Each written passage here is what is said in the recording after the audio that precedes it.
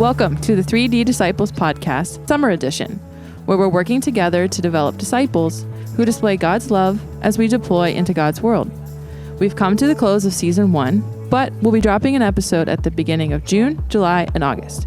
These will be a toss-up of Jason's sermons, big picture ideas, and some lighthearted topics. While we're on break, though, this could be a great time to check out the 3D Sermon series. In case you aren't aware, the FBC Clarion Sermons podcast hosts a cut-down version of our worship services that includes sermons only.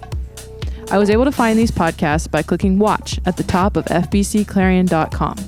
And y'all that watch on YouTube, you know what you're doing and where to find the sermons. Same place as always. In September, we'll be back in action with Season 2. We've been spending a lot of time hammering out details. And I want to take a step back and look at the bigger picture of what we're trying to do. So there's only one topic left that we haven't talked about in the podcast in chapter 1. Okay. Which is salvation, but we'll get to that, promise. Okay. So when we're going to zoom out, we had that little hiker that he starts at the mountain range on the very far left at chapter 1. And then at chapter 2, he moves a little further up. And so on and so forth up to chapter 8. So there's 8 chapters, and this is kind of like that discipleship pathway or journey you've referred it to. So how long do you expect one disciple to make it to the top of the mountain chain where they reach the lighthouse? How long? I don't know. I mean, in some ways, we're instantly there. Mm-hmm. And then, again, it's that big picture, develop, display, deploy, all are interconnected. And so, the moment you become a disciple, you should start displaying, and you should start deploying. And so you almost instantly teleported to the mountaintop. Yeah. But then there's also this journey of deepening and growing and more understanding. And really, again, if you think about it in the cyclical circle of things, as soon as you get to it once, you should go all the way back to the start and start traveling up again, because you could pick up stuff or learn stuff along the way that you missed the first time. Mm-hmm. That's the great thing about following Christ is, we never really arrive. And even in Chasing Infinity, the book we read, even in heaven, we will never arrive. We are constantly in this deepening, growing, maturing process forever and ever. Our discipleship is never a completed journey. Yeah, I guess the hold up for me is I think you even mentioned in a previous sermon about goals should be attainable and measurable and whatnot. So I just kind of want to find that the dot that I'm heading for when we're talking about big picture. How do I know I've made it there? I'm a disciple of Jesus now. Well, you're a disciple when you believe. Mm-hmm. I mean, you really are.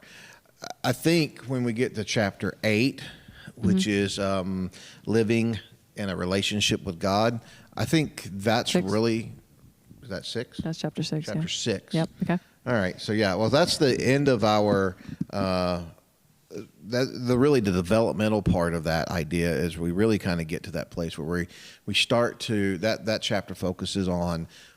So now that I've done all these other things, confessed and repented and believed and learned how to self-deny and live in unity and forgive and know what a spiritual life is about and how to maintain a spiritual life, that's when you start to build the fruit of the relationship. That's when you start to really sense the relationship in a real kind of way.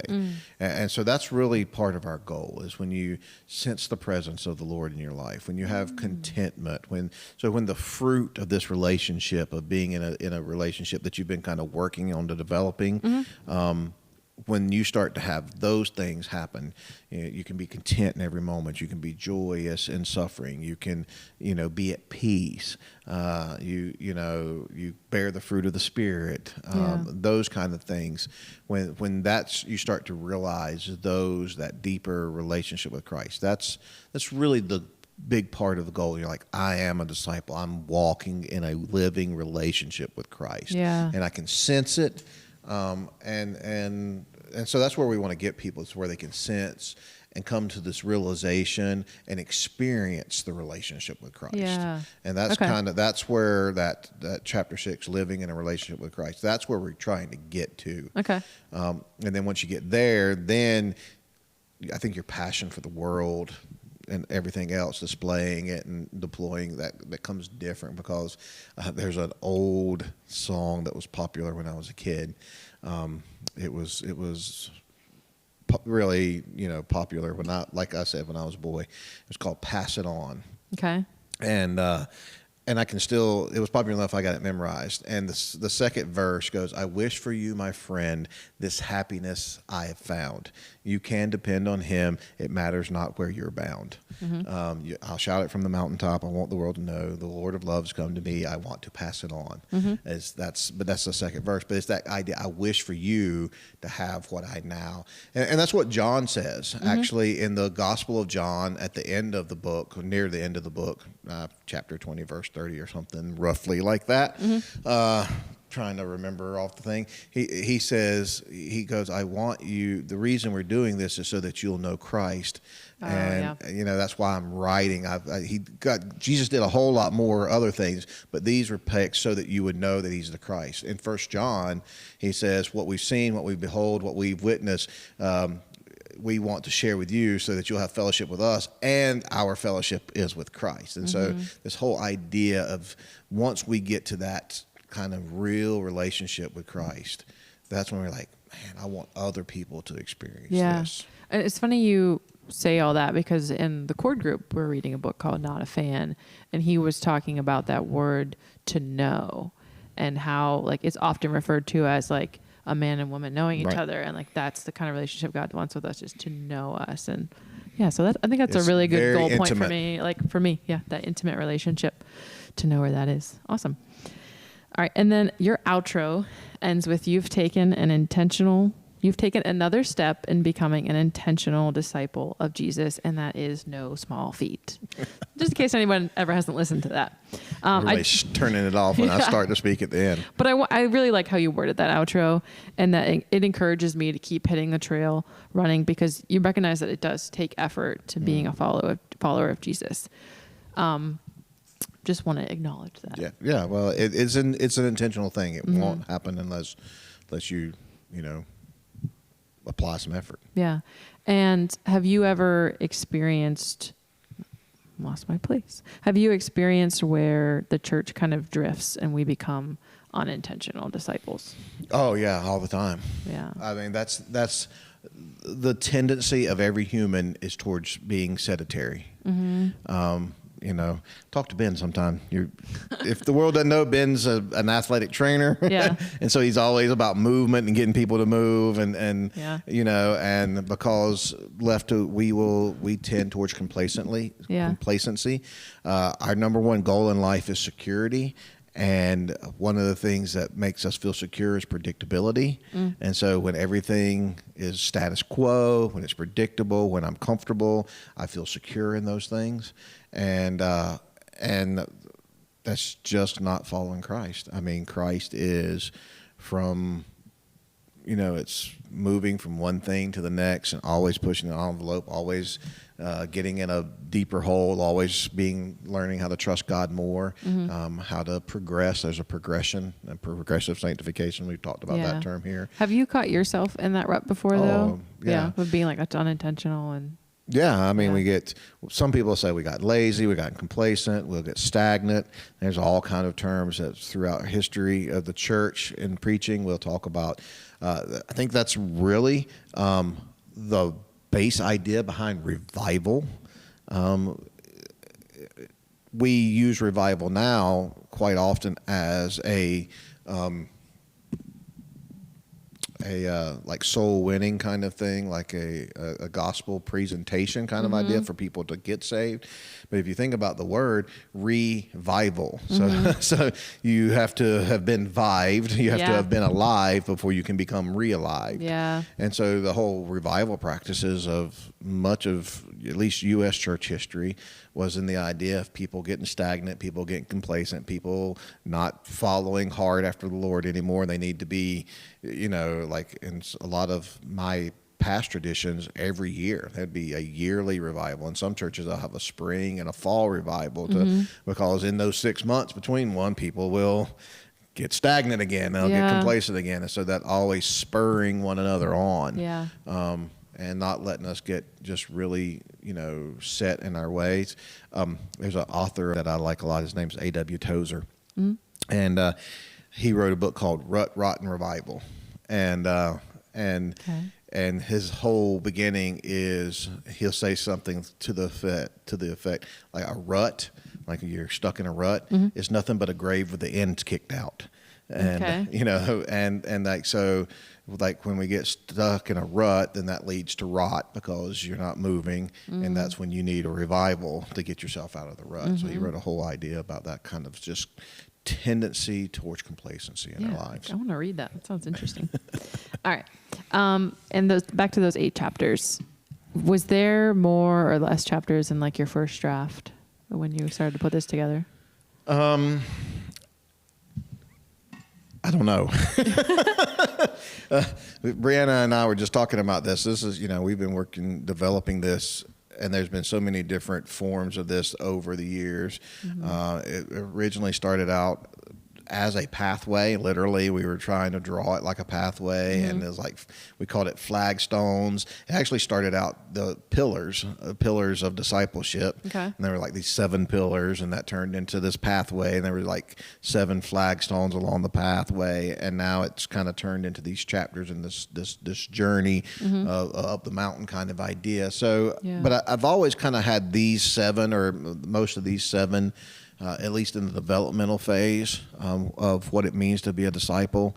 Those are always pretty much, in one form or another, been pretty set. I think the details in what each one of those is what we've wrestled with more than the topics, the chapter titles. Okay. Living righteous, living spiritually, living selfless, living as forgivers, living unified, living in a relationship with the Lord, living in a relationship with the world. And it's going to be a while till we get to those chapters in real time. So what's a chapter or 2, maybe 3, that you would encourage the core groups or the groups to start getting into? Is there like a favorite of yours, or? Well, the 3 that I think are the most important, I call them the big 3. Okay. And that's really chapters 3, 4, and 5. Okay. Living selfless, living as forgivers, or living forgiveness, and living unified. Okay. Obviously, living righteous and being in a right relationship and all we've been studying about, that's super important too. Mm-hmm. Salvation, that's not unimportant compared to these 3. Absolutely. But as far as discipleship goes, these 3 are paramount. And they come from 3 concepts that Jesus teaches. Okay. And so and they're imperatives. Like these are have-to-dos that Jesus, that at least are implied by Jesus. And some of them, they're downright just said by Jesus, like, this is what you have to do to be my disciple. And so number 1, if you want to be my disciple, you must deny yourself, take up your cross, and follow me. Mm-hmm. And so there's no ambiguity that self-denial is a requirement for being a discipleship. Okay. And so often when we talk about being disciples, we're like, well, come to church, read your Bible, all kind of other things like tithe, all these other things, stop cussing, whatever. And not that you shouldn't do those things, but the things that Jesus focused on are these 3 things. Okay. First, self-denial, deny yourself. And so that's the whole submission, getting yourself off the throne. That comes into so many forms throughout the disciples' lives. I think self-denial probably touches on almost every point at some place or another. Mm-hmm. And so if you can't deny yourself, if you can't make God number 1, you can't be a disciple. So it's a have to. So that makes it one of the big 3. Okay. The second one is living forgiveness. Okay. And so in the Sermon on the Mount, when Jesus teaches to pray, forgive as I have forgiven you. And it goes on, if you don't forgive, then my Father in heaven won't forgive you. Mm-hmm. And so you see this is an unconditional kind of thing. Yeah. If you want to be forgiven, you have to forgive. If you don't forgive, you won't be. Mm-hmm. And so forgiveness, I've been involved, and I may have mentioned this term, call to obedience, is another discipleship program that I went through personally. I had a mentor for, and I'm teaching some other cases in some other situations. probably the one thing I learned from that more than any other is the concept of forgiveness. And I've taught that to a number of of Christians, people who really have been trying to follow Christ all their life. And when we go through that study and learn about forgiveness, they're like, this is the most earth-shocking thing I've ever seen in my life. And it's not because they never heard they should forgive. That's not because they never thought that they should forgive, but the material teaches it in such a way that it brings it to life in such a concrete way that people like, this is revolutionary. This is like one of the most difficult things I've ever had to do. And like, oh, I see that it's biblical, but no one's ever taught me actually how to forgive. And we turn a lot of blind eyes to a lot of grudge holding in churches, and we let a lot of people, and we have some really poor substitution for forgiveness. One of the favorite phrases that a non-forgiver says, "I've forgiven, but I haven't forgotten." That's not forgiveness. Yeah. Not as the Bible describes it. Yeah. But we accept that. Oh, yeah. Okay, that's good, brother. You know. I almost want you to start doing things out of order just so we can skip to that, because I'm really curious, because I feel like I'm that first person you described. So and when I read it, I'm like, this is earth-shattering kind of news. And again, this is one of those things God says, if you don't do this, you don't get it done to you. So that makes it one of the big three. Okay. And then the third one is unity. And over and over and over in Scripture, God calls his children to live unified with one another. Yeah. One of the number one problems that the church is facing, one of the number one things that Paul tries to correct, one of the number one is you need to live unified. You know, you are part of the body. You are, you are a holy temple. You're a royal priesthood. And it's really all about unity. And I've said this a lot, even recently in church, that the unity that the first century church had, where Jews and Gentiles and Samaritans and Greeks and men and women and slaves and free and people of every caste of society and of every possible group, all in a system that was very caste stricken, like a good Jew, if he saw a Samaritan coming down the street, he would literally cross to the other side of the street, wouldn't even walk on the same street.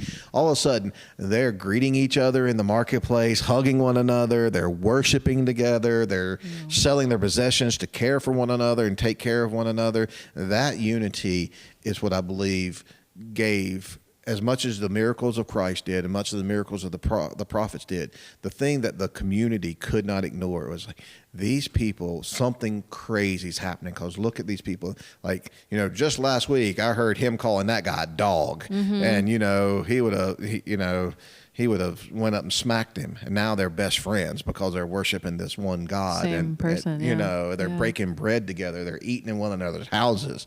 What in the world is going on? Yeah. And so this crazy unity is one of the things that God calls us to. And again, one of those things that the church gives a very weak nod to. I mean, you just look at the number of denominations and this all the. Someone has once said this, and I think it's probably true.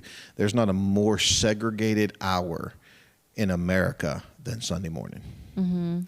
That it is the most segregated hour of any of the week.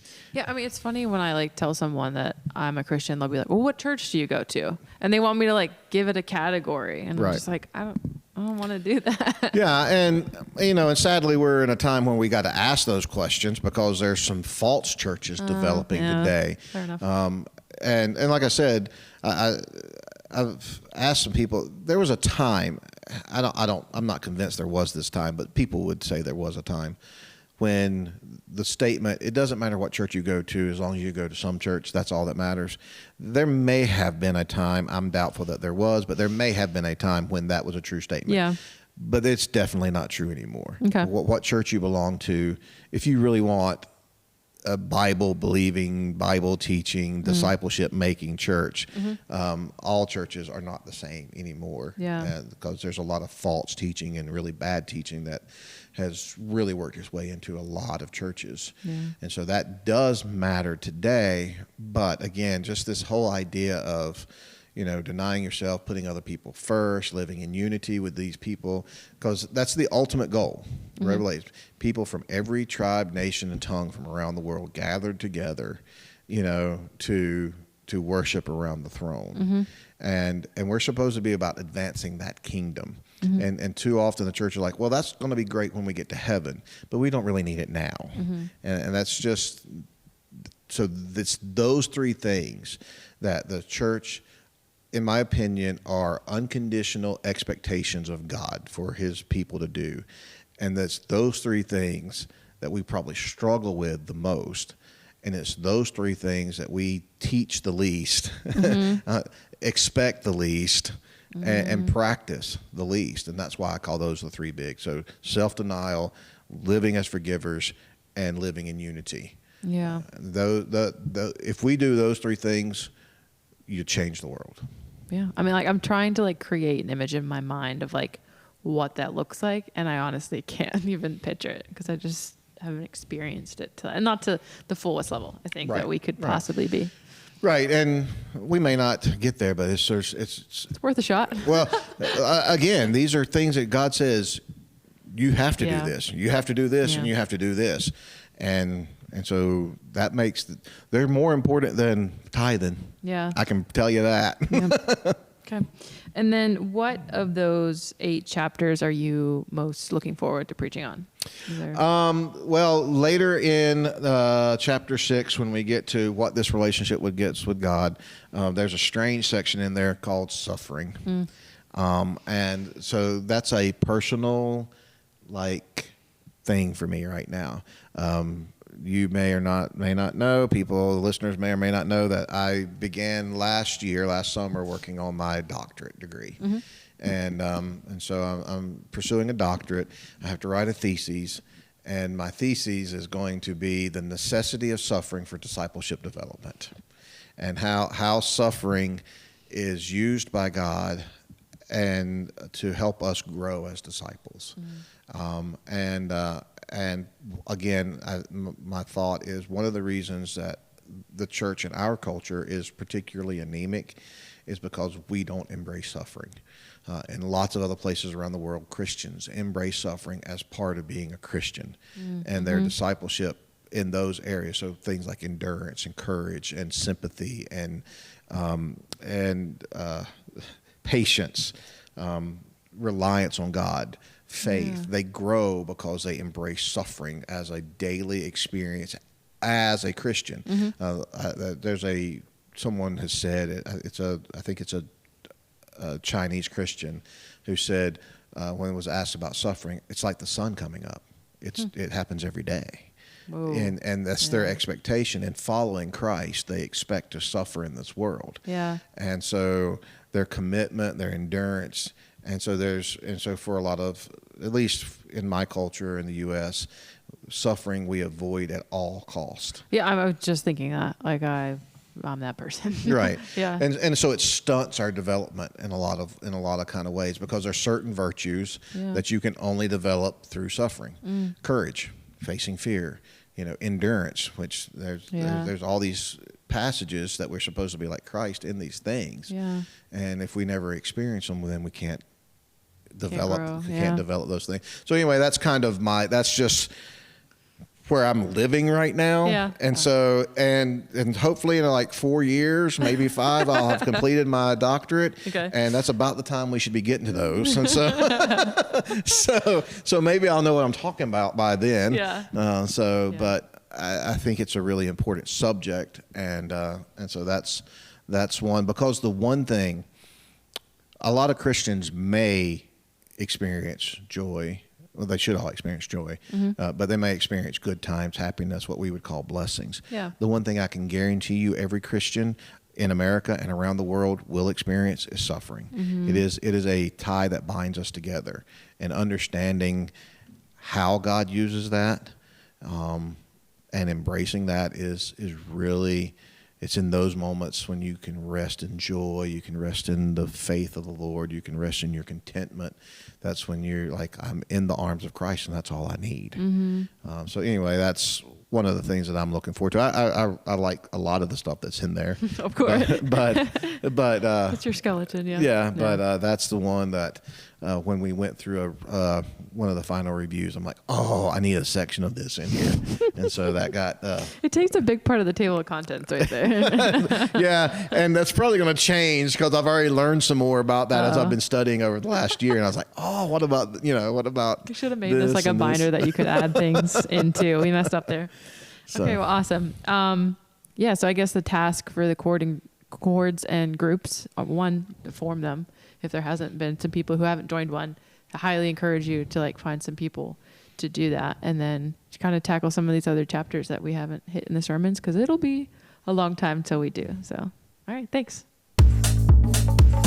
I've never seen a whole hog roasted before, so that was pretty cool. Did you guys do that a lot down south? Yeah, we did it as a family. Yeah. We'd go kill the hog. Oh, would you? Yeah, in the yard. That's funny. In my grandpa's pen, and then we'd either cook it or make sausage and bacon and everything else out of it. Yeah. Well, we're doing the pig picking again. Yeah. The time around the pond, this beautiful setting. Mm-hmm. It's just chill. We should have a fishing tournament, because there's fishing poles there, right? No. Or do you have to bring your own? You have to bring your own. Oh, yeah. Don't forget to bring your fishing pole. That would be bad. I usually win fishing tournaments. Oh. I'd have to be disqualified. Learn something new about you there. Okay. I did that on the pier one time with Shelly. I took her, had this big thing. We're going to take her on this pier. We're going to go fishing, and it's going to be this great thing. And literally, she was fishing right beside me. Uh-huh. The same bait, showing her how to fish it the same way. And I caught 13 fish, and she caught none. I was like, how does this? And she's like, what are you doing? I'm like, this, like you're doing. And I do it slower. She's like, I'm doing it slower. I'll do it faster. I'm doing it faster. I'm like, I don't know what to tell you. We're literally standing shoulder to shoulder, casting into the ocean at the exact same spot with the exact same bait, fishing it the exact same way. And I'm catching. And so finally she got mad and went and sat down. She's like, I'm never fishing with you again on the pier, ever, ever, ever, ever. So don't fish I'm with like, you. I just can't help it. I just catch fish. I just do. I feel like now that you bragged about it, it's just it's probably, tank. but it just is. I like. Yeah, I'm looking forward to that for sure. Well, one of our greatest desires here at First Baptist Church is to get to know people, and one of the best ways to do that is just kind of come hang out. So we have this great opportunity this summer. On August the 19th, we have our church-wide picnic. You can get all the information on our website, fbcclarion.com, of the wheres and the whens and the what fors. But we just really would like to ask you, if you're interested in getting to know us better, learn who we are, and give us a chance to get to know you, we invite you to come to the picnic. There'll be a hog roast at least, and lots of food and some games. There's a nice pond, some time to fish, and do a little kayaking around or canoeing around the pond. And it's just a really slow-paced time. Sit down and talk with one another. So we invite you to our picnic on August 19th. I hope we all continue to develop as disciples who can display God's love as we deploy into God's world.